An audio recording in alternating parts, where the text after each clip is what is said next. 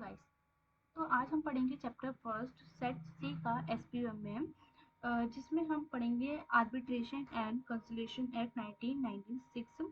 Chapter first में सिर्फ introduction दे रखा है। जो भी हम चैप्टर 2, 3, 4 चार ही चैप्टर हैं इसके, तो जो भी हम चैप्टर 2, 3, 4 में पढ़ेंगे इसका इंट्रोडक्शन ओवरव्यू दे रखा है चैप्टर फर्स्ट के अंदर। तो आज हम सिर्फ इतना चैप्टर फर्स्ट कंप्लीट करेंगे, इंट्रोडक्शन। तो स्टार्ट करने से पहले थोड़ा बैकग्राउंड बना लेते हैं कि क्यों, क्या है ये चैप्टर, क्यों पढ़ना, क्यों नहीं। ठीक है, इसमें है क्या, इसमें है alternative method of disputing resolution.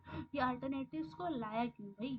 हमारे पास अगर कुछ डिस्प्यूट हो भी जाता है तो हमारे पास कोर्ट है ना, हम कोर्ट जा सकते हैं, अपनी प्रॉब्लम को सॉल्व करवा सकते हैं। हमारे से अल्टरनेटिव मेथड को लाने की क्या ज़रूरत थी? तो पहले तो ये डिस्कस कर लेते हैं। देखो, अगर मान लो फॉर एग्जाम्पल, मैं एग्जाम्पल देती हूँ। एक सेकेंड।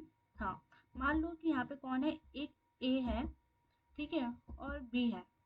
ए बी में अगर कुछ डिस्प्यूट हो जाता है तो ये दोनों क्या करेंगे, कहाँ जाएंगे? सही बात है, कोर्ट जाएंगे। अगर कोर्ट जाते हैं अपनी ये प्रॉब्लम को सॉल्व करवाने के लिए, तो क्या होगा, कभी सोचे? अगर भगवान ना करे ऐसा हो, अगर कुछ आपके साथ कुछ डिस्प्यूट हो जाता है किसी को साथ लेकर, तो क्या करोगे? अगर आप एक दूसरे के अगेंस्ट केस फाइल करोगे, कोर्ट जाओगे, कोर्ट में क्या होगा? कुछ नहीं, बस लंबा प्रोसीजर चलता जाएगा, चलता जाएगा। कोई गारंटी नहीं है कि आपके जो प्रॉब्लम है वो सॉल्व होगी भी या नहीं होगी। तुम, अगर तुमने देखा होगा कि अगर मान लो, देखा क्या होगा, मान लो कि हमारे देश में अगर सिर्फ कोर्ट सिस्टम होता, ठीक है, अगर कोर्ट सिस्टम होता तो जितने भी केसेस हो रहे हैं ना, हर एक गली मोहल्ले में जो छोटे मोटे झगड़े वगड़े, अगर ये सारे केस जाकर कोर्ट में चले जाए, तो क्या लगता है कि सारी सॉल्यूशन, इसका सॉल्यूशन इतनी आसानी से, इतनी जल्दी मिल सकता है? बिल्कुल भी नहीं मिल सकते। It will take so much time, it will take long procedure also. और जहाँ, और जो हमारे एडवोकेट होंगे जो वो चार्जेस लेते हैं, it is too expensive.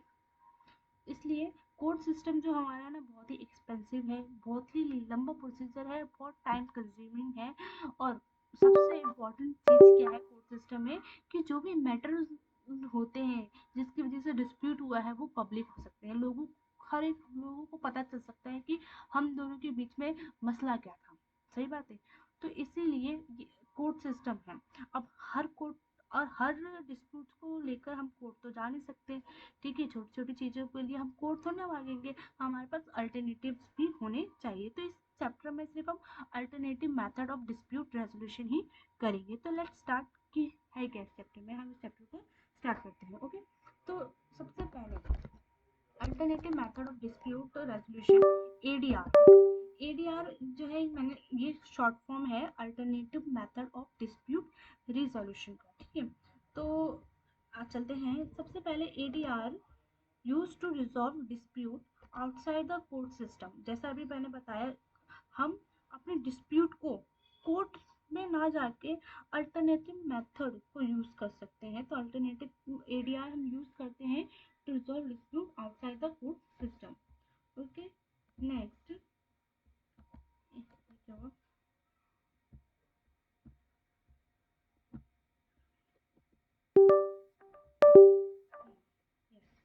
Yes, तो ADR and court system. ADR जैसे भी मैंने ऊपर बताया, एडीआर क्या है, हमारे एक्सपेंसिव कॉस्ट है, एक्सपेंसिव है, कॉस्टली है, टाइम कंज्यूमिंग है, बहुत ही लॉन्ग टाइम प्रोसीजर है। और हमारे सबसे इम्पोर्टेंट, हमारे जो मैटर है वो पब्लिक हो सकते हैं। एडीआर की जब बात करते हैं, ADR alternative method of dispute resolve क्या है, बहुत चीपर है। ठीक है, क्विक रिस्पॉन्स। आपके जो मैटर, अगर आप एडीआर अल्टरनेटिव मेथड यूज़ करते हैं तो आपका जो प्रॉब्लम जल्दी सॉल्व हो सकती है। और हमारे जो मैटर्स होते हैं वो प्राइवेट है, कॉन्फिडेंशियल रहते हैं, लोगों तक नहीं जाते। ओके, एडीआर के अंदर कौन कौन से हमारे पास मेथड है? पहला आर्बिट्रेशन, कंसिलिएशन, मीडिएशन, नेगोशिएशन और लोक अदालत। हमारे पास 5 मेथड्स हैं जहां हम कोर्ट ना जाके ये पांचों मेथड में से कुछ भी हम सेलेक्ट करके अपने डिस्प्यूट्स को सॉल्व कर सकते हैं। ठीक है, और मोस्ट कॉमन मेथड जो है एडीआर का क्या है? Arbitration and conciliation.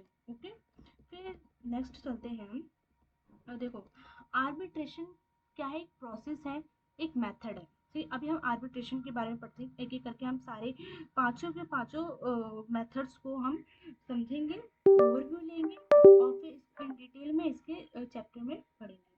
ठीक है, तो आर्बिट्रेशन के बारे में बात करके आर्बिट्रेशन होता क्या है। आर्बिट्रेशन का एक प्रोसीजर है, to solve the dispute, dispute को सॉल्व करना। ये डिस्प्यूट कैसे सॉल्व होता है, बाय अ थर्ड पर्सन। अब ये थर्ड पर्सन कौन है, आर्बिट्रेटर है। ठीक है, ये आर्बिट्रेटर एक थर्ड पर्सन है जो इन्वॉल्व होता है डिस्प्यूटिंग पार्टी के बीच में टू सॉल्व देयर डिस्प्यूट। और ये थर्ड पर्सन कौन सिलेक्ट करता है, ये डिस्प्यूटिंग पार्टी ही थर्ड पर्सन को मतलब थर्ड पर्सन को सेलेक्ट करती है, और इस थर्ड पर्सन को क्या कहते हैं, आर्बिट्रेटर कहते हैं। अब ये आर्बिट्रेटर कैसा होना चाहिए, न्यूट्रल होना चाहिए। मतलब इसको, ये आर्बिट्रेटर पार्शियलिटी नहीं करनी चाहिए किसी भी डिस्प्यूटिंग पार्टी के बीच में। ठीक है, he should be independent, neutral होना चाहिए, इम्पार्शियल होना चाहिए। He act as a decision maker, मतलब जो भी इनके बीच में डिस्प्यूट चल रहा है उसका कौन सॉल्व करेगा, आर्बिट्रेटर करेगा। He act as a decision maker, he decision लेगा कि क्या इस प्रॉब्लम को सॉल्व करने के लिए क्या चीज़ हमें करनी है, क्या डिसीजन लेना है, वो आर्बिट्रेटर लेगा। इसका जो भी डिसीजन होगा वो फाइनल डिसीजन होगा। ठीक है, he review evidence and listen the argument, मतलब आर्बिट्रेटर जो होता है उसका जो डिसीजन है इट बेस्ड ऑन एविडेंस। ठीक है, वो एविडेंसेस के बेसिस पर ही अपना फाइनल डिसीजन देता है।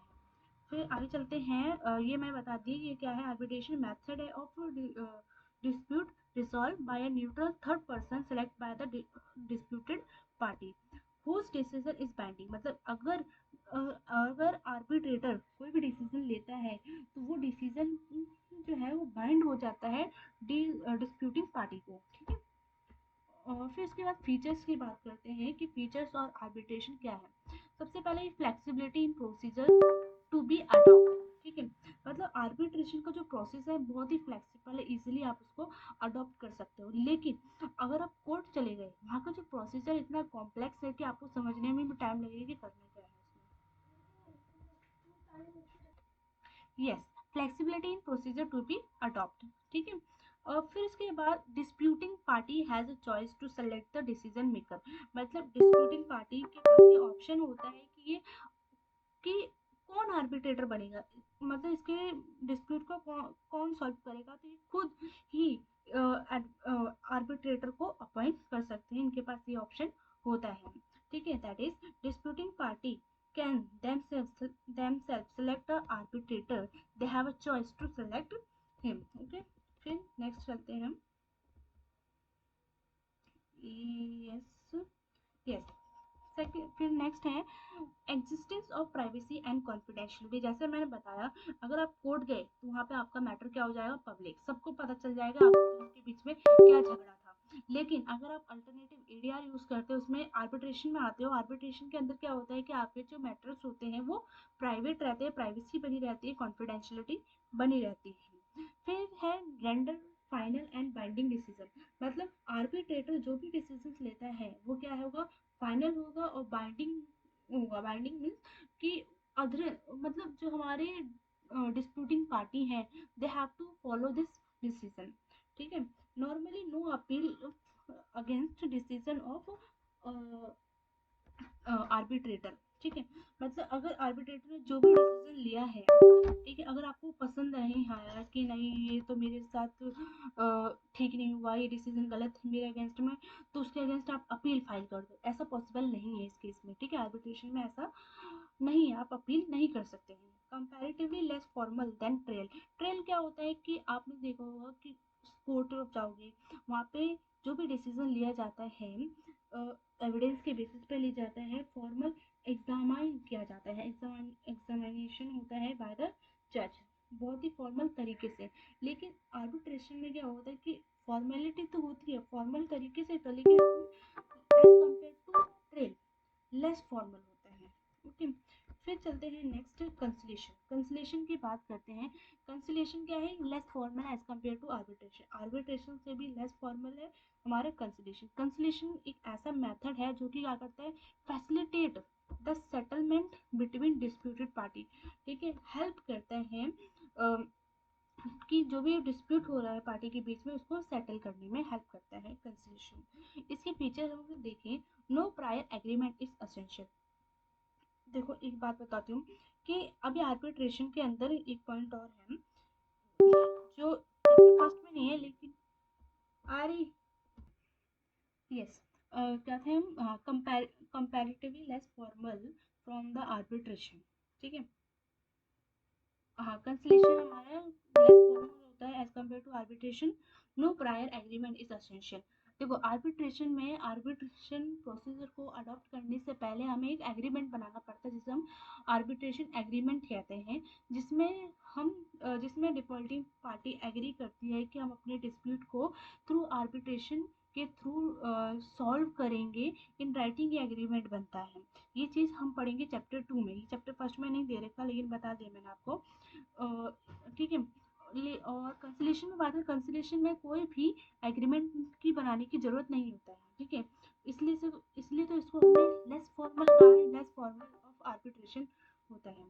ठीक है, अब party are not bound by the conciliation.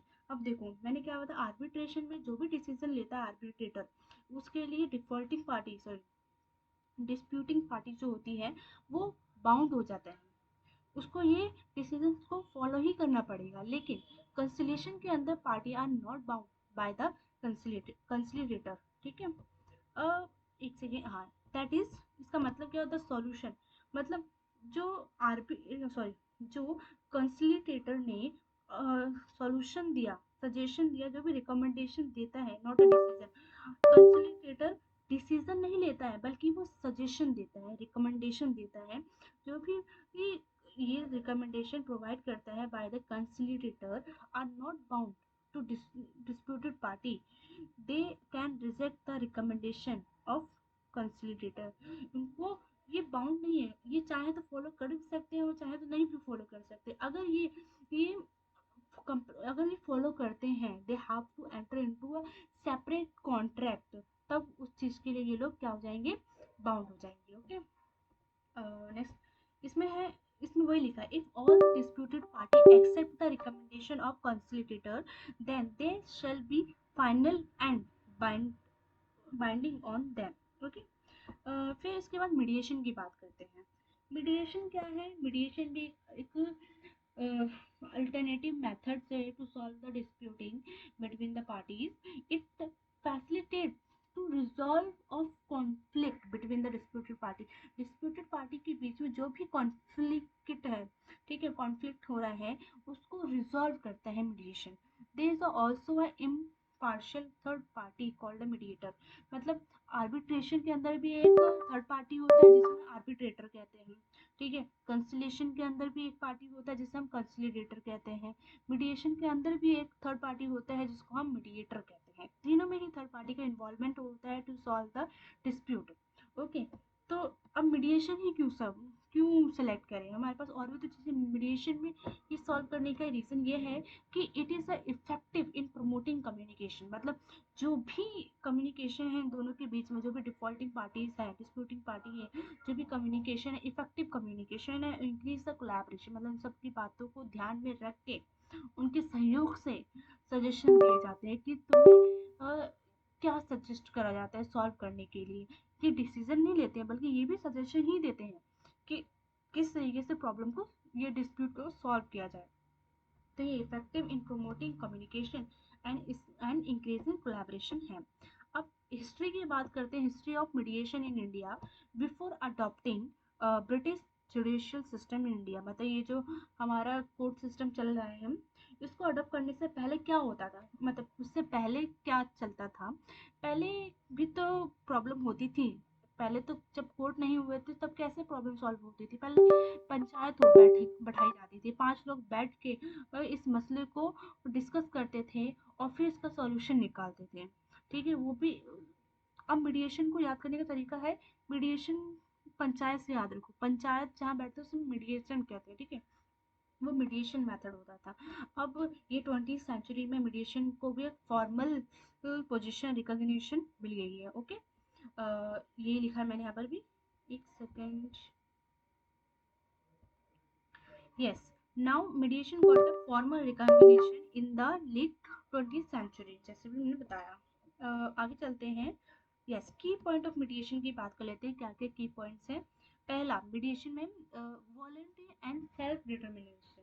Mediation मतलब अगर आप ये ऑप्ट कर रहे हो, ये अल्टरनेटिव सेलेक्ट कर रहे हो, तो वॉलंटरीली आप जा रहे हो इस चीज़ के लिए, ठीक है। तो इसलिए वॉलंटरीली और self determination. And confidentiality, confidentiality बताया, आपके मैटर जो होते हैं वो सभी कॉन्फिडेंट प्राइवेट रहते हैं। और इम्पार्शियल एंड न्यूट्रलिटी, इसका एग्जांपल है, ये एग्जांपल लिखा है मैंने बस, कि मान लो ए एक्स ने माल बेचा है वाई को, और वाई ने इसे पेमेंट करने से मना कर दिया। क्यों कर दिया? क्योंकि इसकी जो गुड्स की क्वालिटी थी, जो एक्स ने सप्लाई की थी वाई को, वो एज पर कॉन्ट्रैक्ट नहीं थी, ठीक है। तो इस वजह से उसने मना कर दिया वाई ने एक्स को। तो एक्स ने क्या करा, उसने अपने भाई को, जो जेड, जिसका नाम क्या था जेड, उसको अपॉइंट कर लिया है कि भाई तू हमारे इस कॉन्फ्लिक्ट डिसीजन को सॉल्व कर कैसे भी करके। अब इस केस में जो जेड है वो इम्पार्शियल है, नॉट अ पार्शियल, इम्पार्शियल है और न्यूट्रल नहीं है, ठीक है। X is sorry Z is not impartial and neutral. क्यों? क्योंकि भाई वो उसका क्योंकि वो उसका भाई है, ठीक है। तो वो सिर्फ एक्स के फेवर में ही बोलेगा, वाई के फेवर में नहीं बात करेगा। इस वजह से हमारा जो मीडिएटर होता है, mediator should be impartial and neutral होना चाहिए। और फिर एक लास्ट पॉइंट बचा, एक्सप्लिसिट कंसेंट। एक्सप्लिसिट कंसेंट मतलब मीडिएशन प्रोसेस को इनिशिएट करने से पहले आपको एक्सप्लिसिट कंसेंट देना पड़ता है। एक्सप्लिसिट कंसेंट मतलब जो हमारी डिस्प्यूटिंग पार्टी है, एक्सप्लिसिट कंसेंट में क्या होता है कि आपकी जो डिस्प्यूटिंग पार्टी है वो कंसेंट देती है इन राइटिंग कि we understand, we have a knowledge of understanding of the procedure and it is a voluntarily, ठीक है। ये वॉलेंटरीली ही इस प्रोसेस को कर रहे हैं, ये अंडरस्टैंड द प्रोसेस ऑफ मेडिएशन। ये एक्सप्लिसिट कंसेंट हम इनसे लेते हैं before initiate the process of मेडिएशन। Okay, चलिए नेक्स्ट चलते हैं हम। मीडिएशन के की पॉइंट्स हमारे हो गए हैं। एक्सप्लिसिट कंसेंट मैंने यहाँ लिख रखा है, before starting the mediation process all the parties must provide consent that they know the process and voluntary nature. Okay, अब रोल ऑफ मीडिएटर। अब मीडिएटर का क्या रोल होता है?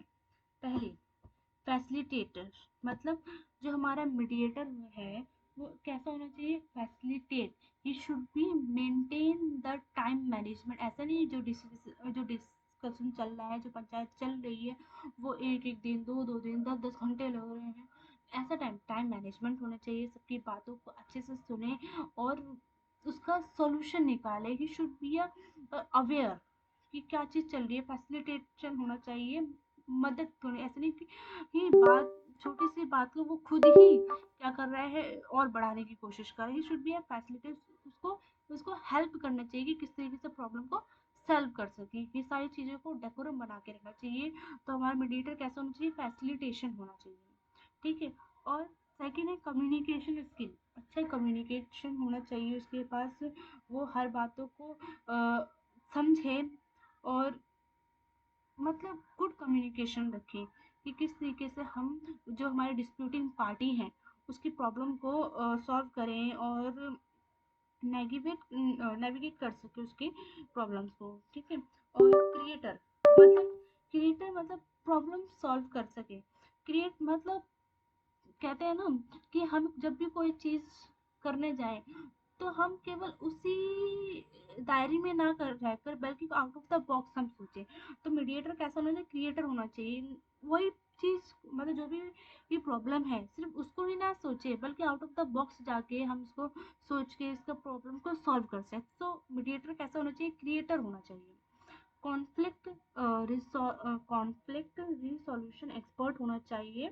मतलब कोई भी अगर प्रॉब्लम है, कितना भी कॉम्प्लेक्स है, it should be navigate such problem. Okay, impartiality and neutrality. Mediator कैसा होना चाहिए? इम्पार्शियल होना चाहिए, न्यूट्रल होना चाहिए, जैसा भी ऊपर हमने पढ़ा।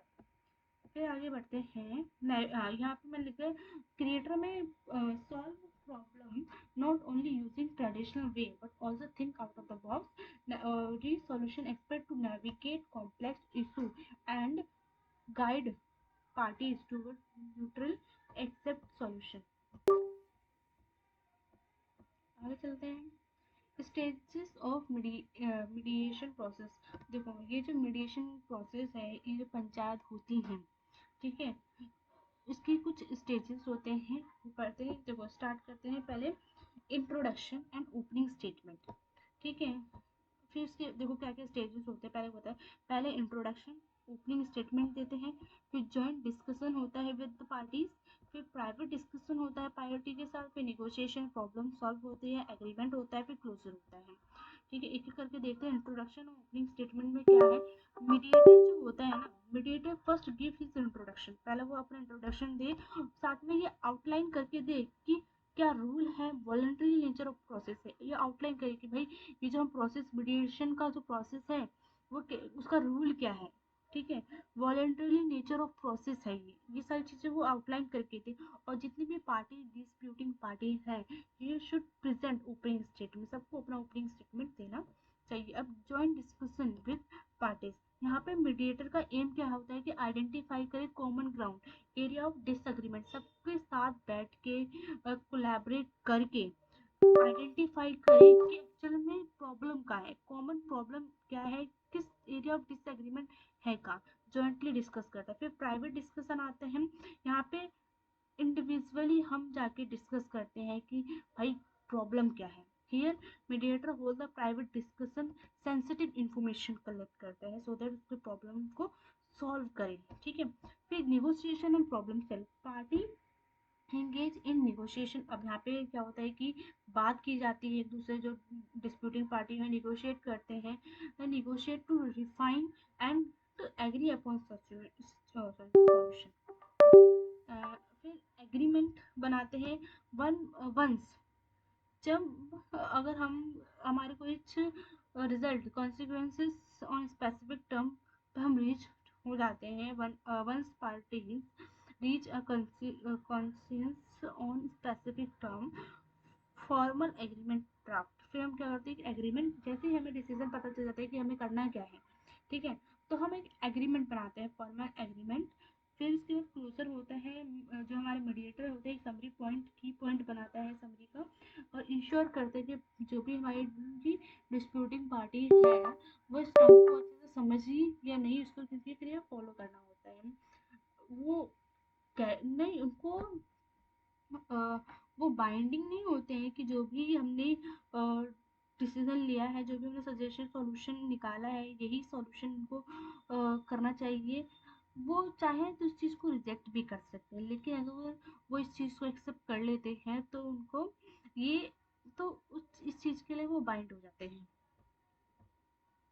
अब निगोशिएशन की बात करते हैं। Negotiation is a dynamic process, ये डायनामिक प्रोसेस है through which party seek to reach a mutual agreement to settlement और डिस्प्यूट। कभी कभार ऐसा भी होता है कि जो डिस्प्यूटिंग पार्टी है आपस में ही ये समझौता करके निपट लेते हैं और काम खत्म हो जाता है, तीसरे बंदे के आने की जरूरत ही नहीं होती है, तो उसे ही निगोशिएशन कहते हैं, ठीक है। देखा होगा अगर सेलर और बायलर, जब हम बाहर जाते हैं कुछ लेने के लिए, तो सेलर और बायलर में आर्ग्यूमेंट होती है, निगोशिएशन होती है कि नहीं भाई तू इस प्राइस पे दे दे, वो कहते हैं नहीं मैं तो इसी प्राइस पे दूंगा, लेना तो लो वरना रहन दो। तो कभी कभार निगोशिएशन होती है, लेकिन कभी कभार एक बार कभी ना कभी हम फाइनल सेटलमेंट पे पहुंच जाते कि नहीं भाई तू 100 रुपये का बेच रहा था, मुझे 50 का चाहिए था, उसने हम दोनों के बीच में सेटलमेंट हो जाती है कि नहीं 70 का ले लेते हैं, तो एक फाइनल रीच हो जाती है बिना किसी थर्ड पार्टी के इंटरवेंशन के, ठीक है, तो वो निगोशिएशन में आ जाते हैं। तो वही लिखा है, it is a dynamic process through which party seek to reach a mutual agreement to settle their dispute without involving third party. इसकी कुछ प्रिंसिपल्स है, क्या है, वॉलंटरी प्रोसेस है, जैसा भी हमने देखा हम वॉलंटरली खुद ही सेटलमेंट कर लिया निगोशिएशन में, तो ये क्या है, वॉलंटरली प्रोसेस है। म्यूचुअल एग्रीमेंट, हम दोनों की ही म्यूचुअल एग्रीमेंट से वो सेटलमेंट हो गया था, तो ये क्या है, म्यूचुअली एग्रीमेंट हो गया। ऑनेस्ट कम्युनिकेशन, मतलब कम्युनिकेशन जो हमने करी इन गुड फेथ में, ना तुम्हारा घाटा ना मेरा घाटा, ठीक है। तो क्या है, ये गुड फेथ में किया था, सिंसियर होकर हमने कम्युनिकेशन, ऑनेस्ट कम्युनिकेशन किया। Flexibility, adopt a unique characteristic of each dispute, मतलब किसी भी तरीके की भी ये कि जरूरी थोड़ा ना सेलर और बायर में किसी भी तरीके की भी डिस्प्यूट हो सकते हैं, उस सब में फ्लेक्सिबिलिटी होती है निगोशिएशन में, नेगोशिएशन हम कर सकते हैं, ठीक है, किसी भी तरीके की डिफॉल्ट में, सॉरी डिस्प्यूट में। तो ये हमारे प्रिंसिपल है, क्या क्या है, वॉलंटरी प्रोसेस है, mutual agreement, honest communication and flexibility, ठीक है। एक बार और, क्या है, वॉलंटरी प्रोसेस, म्यूचुअल एग्रीमेंट है, ऑनेस्ट कम्युनिकेशन एंड फ्लेक्सिबिलिटी। अब निगोशिएशन का भी प्रोसेस है, निगोशिएशन प्रोसेस प्रिपरेशन। देखो आज सब एसपीएम सेट सी की तैयारी कर रहे हो, अगर आपको पास होना है तो जाहिर सी बात है प्रिपरेशन तो करनी पड़ेगी। तो हर एक सक्सेसफुल चीज़ के लिए प्रिपरेशन करनी पड़ती है, उसी तरीके से निगोशिएशन प्रोसेस के लिए प्रिपरेशन करनी पड़ती है। तो एक successful negotiation begin with preparation. Parties must understand their interest and priority, कि भाई निगोशिएशन कर रहे हो तो आप चाहते क्या हो, आपका इंटरेस्ट क्या है, ये समझना जरूरी है, ठीक है। क्योंकि अगर आप को पता ही नहीं है कि आप चाहते क्या हैं, तो नेगोशिएशन करने का फायदा ही क्या। तो इंटरेस्ट और प्रायोरिटी क्या है वो समझो, प्रिपेयर करके रखो। फिर opening statement, party initiate negotiation after opening statement, ठीक है। फिर bargaining and concessional, party exchange proposal, ठीक है, वो अपना अपना बताते हैं। जैसे अभी हमने निगोशिएशन करा मार्केट में जाके, उसने बताया मैं 100 रुपये में बेचूंगा, उसने कहा कि मैं 50 में खरीदूंगा, अपना अपना प्रपोजल रखा। मेक कॉम्प्रोमाइज, हम दोनों ने कॉम्प्रोमाइज करा। वर्क कॉम्प्रोमाइज किया क्योंकि 70 में हमारी बात हुई। Work toward mutually accept resolution, mutually accept करे, मतलब 70 में बात हुई, कॉम्प्रोमाइज हुआ दोनों ने, और म्यूचुअली एक्सेप्टेबल रेजोल्यूशन पे भी हम पहुंच गए 70 रुपये में। तो ये क्या है, bargaining and concessional. Closure of agreement, parties aim to reach a final agreement, ठीक है, वहाँ पे क्लोजर एग्रीमेंट मतलब aim to reach final agreement पे जाते हैं। क्लैरिफाई, सॉरी क्या लिखा है, क्लैरिफाई टर्म, हमारी जो टर्म्स हो should be clarify and document the agreement, कि हमने क्या खरीदा, कितने में खरीदा, ये फाइनल रीच पे गए, वो क्लोजर एग्रीमेंट होता है, ठीक है। हमारे टर्म्स क्लियर हो गए, हमने डॉक्यूमेंट कर दिए, parties are satisfied with proposal solution, हम सेटिस्फाई होते हैं, हम जो भी हमने खरीदा होता है वो लेके हम आ जाते हैं। ये अंडरस्टैंडिंग के लिए एग्जाम्पल दिया था, अब आपको समझ में आ गया होगी क्लोजर एग्रीमेंट क्या था, ठीक है। तो अब नेक्स्ट चलते हैं, रोल ऑफ क्या है, सॉरी क्या पढ़ रही हूँ, role of negotiation, role of negotiator, effective communication, अच्छा कम्युनिकेशन होना चाहिए, ठीक है। हाई इमोशन इंटेलिजेंस होनी चाहिए। अगर एक दूसरे के बीच में, मान लो ए और बी के बीच में निगोशिएशन हो रहा है, तो निगोशिएशन इफेक्टिव कम्युनिकेशन होना चाहिए। ऐसा नहीं है कि भाई निगोशिएशन हो रहा था किसी और टॉपिक के लिए और बात चल रही है कुछ और, ऐसा नहीं होना चाहिए। इफेक्टिव कम्युनिकेशन होना चाहिए। और हाई इमोशन इंटेलिजेंसी, देखो navigator with high emotional intelligence can navigate tense situation, create a solution, negotiation function as problem solve। Importance of negotiation in ADR, भाई नेगोशिएशन की क्या इम्पोर्टेंस है ये बता रहे हैं। देखो अगर हम नेगोशिएशन करते हैं, क्या है, फास्ट हो जाएगा, कॉस्टली भी नहीं होता है, ठीक है। Negotiation is fast and cost effective process, इसलिए टाइम सेव होता है, कॉस्ट इफेक्टिव है। Negotiation process based on collaboration, किस पे बेस्ड होता है, कोलैबोरेशन, सबके सही मतलब दोनों के सहयोग से, कि हाँ चल तू इस पे मान गया, मैं इस पे मान लिया, काम खत्म, ठीक है, बात बन गई हमारी। तो negotiation based process based on collaboration, preservation of relationship, हमारा काम बन गया, हम दोनों के बीच में मतभेद भी नहीं हुई, तो वो क्या, preservation of preservation of relationship, ठीक है।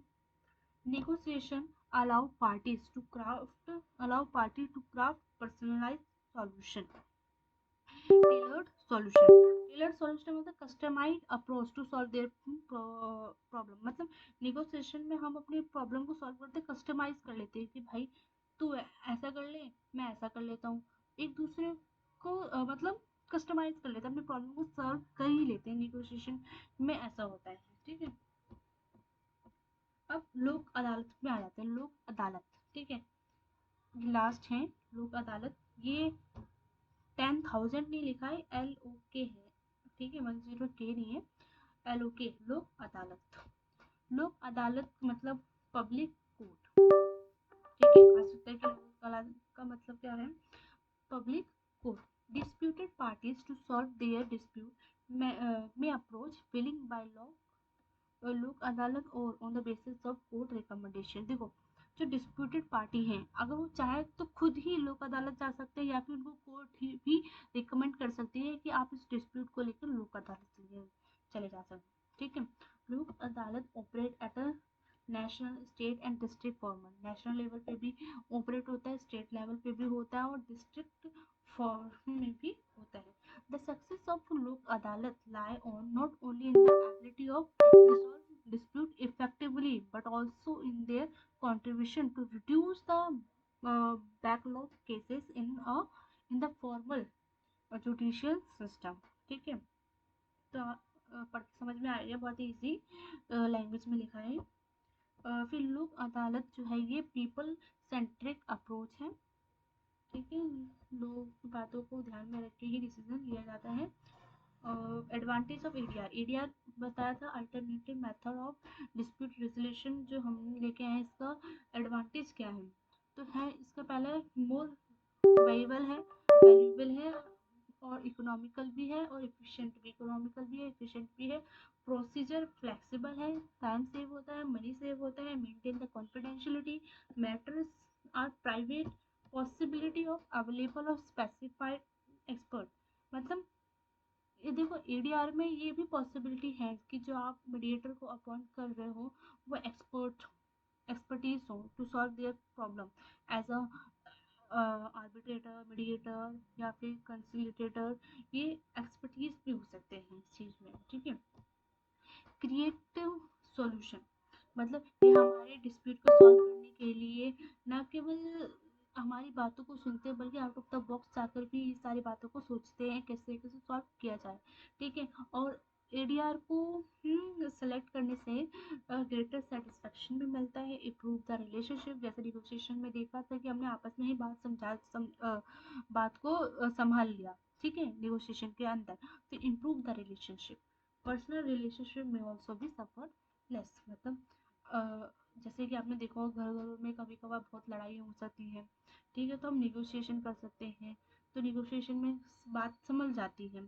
यहाँ लोक अदालत भी चले जा सकते हैं पर्सनल रिलेशनशिप को लेकर। ठीक है, कोर्ट जाते हैं तो वहाँ पे भी पर्सनल रिलेशनशिप क्या होते हैं, सुधारे जा सकते हैं, ज़्यादा सफ़र नहीं होते हैं एडीआर के अंदर। लेकिन अगर कोर्ट गए तो कोर्ट्स का तो पता है ना कैसा डिसीजन आएगा, जन्मों लग जाएंगे, तुम्हारा पुनर्जन्म हो जाएगा लेकिन केस सॉल्व नहीं होगा। तो इस वजह से एडीआर यूज़ करके हमारे जो पर्सनल रिलेशन है वो भी लेस सफ़र होते हैं। उसके बाद आगे चलते हैं, ये है हमारे, ये कुछ डिफ्रेंशिएशन है जो मैंने एक ही पेज पे कर दी है। Yes, ADR alternative method of dispute resolution के मैंने एक ही चार्ट में लिख दिया है। ये लोक अदालत है, पीपल कोर्ट, सेम एज अब जो ऊपर लिखा था तो नहीं पढ़ लेना, इसमें इसका पढ़ लेते हैं डिफरेंस। एक ही पेज में अगर आप एक पेज में पढ़ के गए ना ये वाला भी, तो भी समझ में आ जाएगी चैप्टर फर्स्ट में कितना है क्या है। ठीक है, तो इसमें बेसिस क्या क्या है देख लेते हैं। देखो, third party intervention, arbitration, conciliation, mediation and negotiation. Third party के इन्वॉल्वमेंट, आर्बिट्रेशन में थर्ड पार्टी होते हैं जिसे हम आर्बिट्रेटर कहते हैं, he act as a decision maker. Conciliation के अंदर भी थर्ड पार्टी होता है जिसे हम कंसिलिएटर कहते हैं, facilitate communication negotiation between party. ठीक है, क्या करते हैं कम्युनिकेशन को और निगोशिएशन को फैसिलिटेट करता है between the disputing party. Mediation के अंदर भी थर्ड पार्टी की इन्वॉल्वमेंट होती है, he facilitate the communication between third party. और निगोशिएशन के अंदर मे और may not be a third party, जरूरी नहीं कि अगर दो लोगों के बीच में बात हो रही है वो खुद भी उस प्रॉब्लम को सॉल्व कर सकते हैं, दूसरे को भी इन्वॉल्व कर सकते हैं नेगोशिएशन के अंदर। Decision making and authority, second में आ जाओ। डिसीजन मेकिंग अथॉरिटी की जब बात, आर्बिट्रेशन में आर्बिट्रेटर जो होता है उसके पास अथॉरिटी होती है कि वो डिसीजन ले सकता है, और इसका जो डिसीजन है कि बाइंड करता है टू द डिस्प्यूटिंग पार्टी को। कॉन्सिलेशन में अंदर जो कॉन्सिलिटेटर होते हैं they don't have authority, he can only suggest, he can recommend the solution, he has no authority. Okay, और मीडिएशन के अंदर भी मीडिएटर के पास कोई अथॉरिटी नहीं होती है, ही ओनली गिव अ सजेशन कि तुम बस क्या कर सकते हो, आपके पास ये ऑप्शन है। फिर इसके बाद लीगल प्रोसेसर की बात करते हैं, तो आर्बिट्रेशन के अंदर क्या होता है कि बहुत ही फॉर्मल होता है, स्ट्रक्चर होता है, एविडेंस बेस्ड डिसीजन लिया जाता है, ठीक है। और इसमें कंसिलिएशन में लेस फॉर्मल होता है और मीडिएशन में भी लेस फॉर्मल होता है एज कम्पेयर टू आर्बिट्रेशन। और ये है नेगोशिएशन के अंदर processor can be formal informal depend on the context. अगर दोनों के बीच में ये जो भी मसला है अगर वो सीरियस है तो इनफॉर्मल भी जा सकता है, भाई किसी भी तरीके की बात हो सकती है, डिपेंड करता है कि बात किस चीज़ का मैटर क्या है, तो ये फॉर्मल भी हो सकता है, इनफॉर्मल भी हो सकता है। अब रोल ऑफ थर्ड पार्टी, यहाँ पे आर्बिट्रेशन में जो हमारा आर्बिट्रेटर है ये एक्ट एज अ जज, ठीक है, जज। इसका जो डिसीजन होता है based on evidence, follow the contractual provision, okay. और ये कंसलेशन के अंदर ये act as a facilitator, help the party to understand the each perspective, help करता है कि दोनों का पर्सपेक्टिव क्या है उसको समझता है, ठीक है। और फिर उसको सजेशन देता है कि क्या करना चाहिए। मीडिएटर के केस में मीडिएटर डजंट इम्पोज डिसीजन, मतलब वो अपना डिसीजन इम्पोज नहीं करता है, he have a choice to choice, मतलब डिसीजन एक minute, can choose to continue with other dispute resolution, मतलब डिस्प्यूटिंग पार्टी के पास ऑप्शन है कि he continue the dispute resolution, other dispute resolution. फिर इसके बाद बाइंडिंग डिसीजन, देखो यहाँ पे आर्बिट्रेशन में आर्बिट्रेटर ने जो भी डिसीजन लिया उसके लिए डिस्प्यूटिंग पार्टी जो है बाइंड हो जाते हैं, ठीक है। और कंसिलेशन के अंदर जो भी सजेशन दिया उसके लिए वो बाइंड नहीं होते हैं। ऐसे ही मीडिएशन के अंदर भी जो भी सजेशन, जो भी आउटकम निकल के आता है, जो भी सॉल्यूशन हम निकालते हैं उसके लिए वो बाइंड नहीं होते हैं, ठीक है। निगोशिएशन के अंदर the party involve retain control over the decision making the process, control रखते हैं लेकिन जरूरी नहीं है कि जो कहा है हम वही करें, ऐसा नहीं होता है। और इसके अंदर क्या है, ये डिवर्सल एंड कोलैबोरेशन, ये सी यहाँ पे छप गया है, ये कोलैबोरेशन है, कोलैबोरेटिंग मतलब सबके सहयोग होता है इसमें। और इसमें ये है एड, यहाँ पे ए हट गया है, एडवर्सियल, एडवर्सियल ये लिखा, कोलैबोरेटिव ये लिखा, ठीक है, वो यहाँ पे लिखा हुआ है। तो एड क्या था ये, हाँ, आर्बिट्रेशन के अंदर ये क्या था, मोर फॉर्मल और एडवर्सरियल होता है। और ये है हमारा कंसलेशन, कंसलेशन के अंदर लेस फॉर्मल और कोलैबोरेटेड होता है, कोलैबोरेटिव मतलब सबके सहयोग से, और ये सबके सहयोग नहीं होता, अपना ही डिसीजन बेस्ड ऑन एविडेंस के बेसिस पे अपनी डिसीजन लिया होता है, ठीक है। और ये हमारा जो है मीडिएशन के अंदर भी लेस फॉर्मल कोलैबोरेटिव होता है। और निगोशिएशन में जो भी आउटकम होता है, जो भी हमने सॉल्यूशन सोचा है, आउटकम इज नॉट नेसेसरी कि वो फाइनल हो अंटिल द एग्रीमेंट रीच। देखो निगोशिएशन के अंदर जो भी हमने डिसीजन लिया, एक दूसरे ने डिसीजन लिया, जरूरी थोड़ा ना वही ठीक, तो उसके लिए हमें एग्रीमेंट बनाना पड़ता है, ठीक है। अगर हम दोनों के बीच में एग्रीमेंट बन गया निगोशिएशन के अंदर तो हम तो हमारा जो फाइनल डिसीजन बन जाएगा, ठीक है, तो फिर हमें वही कंप्लाई करना पड़ेगा, उसी के लिए हम बाइंड हो जाएंगे। बस इसके बाद ये लोक अदालत, लोक अदालत में क्या है, एक पॉइंट लिख रखा है मैंने, पीपल्स कोर्ट, बाकी सेम है जैसे अभी ऊपर पढ़ा है वही आप टॉपिक पढ़ लेंगे तो हो जाएगा, ठीक है। चैप्टर फर्स्ट इतना ही है। और अगर आप चाहें तो एक बार मॉड्यूल आईसीआई की मॉड्यूल है, एक बार बस देख लेना, सारे कॉन्सेप्ट हर पॉइंट यहाँ पे कवर कर रखा है और इसमें कुछ भी नहीं है। और अगर आप एमसीक्यू सॉल्व करना चाहें तो एमसीक्यू वो भी बहुत ही इजी, इतने इजी कि आप ऑप्शन भी देखेंगे तो अभी आपको समझ में आ जाएगा कि क्या है, बाकी सारी चीज़ें कंप्लीट है, ठीक है। एक बार आप पढ़ लीजिएगा और इस नोट्स को अच्छे से गो थ्रू कर लीजिएगा बिफोर गोइंग टू एग्जाम।